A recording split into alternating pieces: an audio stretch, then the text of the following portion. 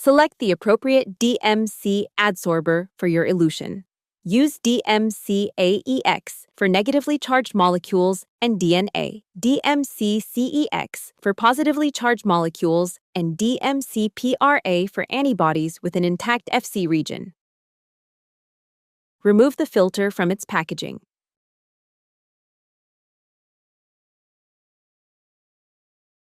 Then attach the filter to the FPLC system.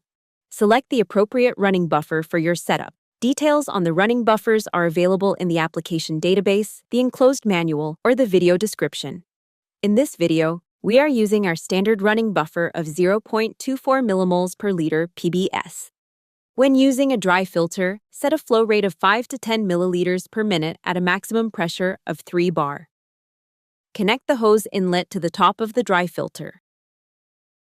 Then rotate the filter to allow any trapped air to escape. Gently tapping the filter will make this process easier.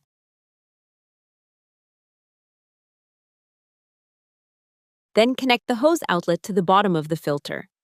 If you are unable to establish the connection without air bubbles, refer to the operating manual for assistance.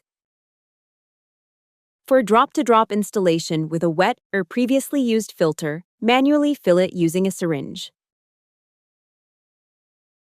Then connect the DMC adsorber to the DMC Control unit. Follow the labeling on the connection cables. Connect the black cables to the black ports and the white cables to the white ports.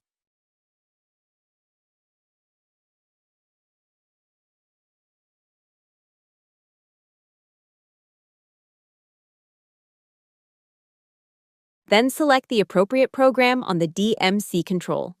Before starting the experiment, adjust the system flow to the recommended flow rate.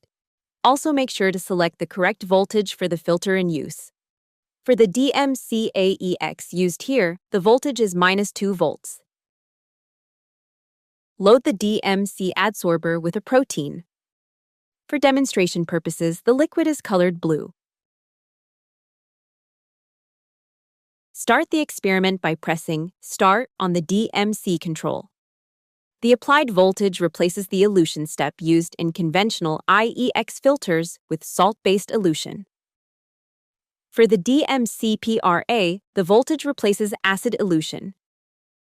This allows the protein to be eluted directly in the selected running buffer.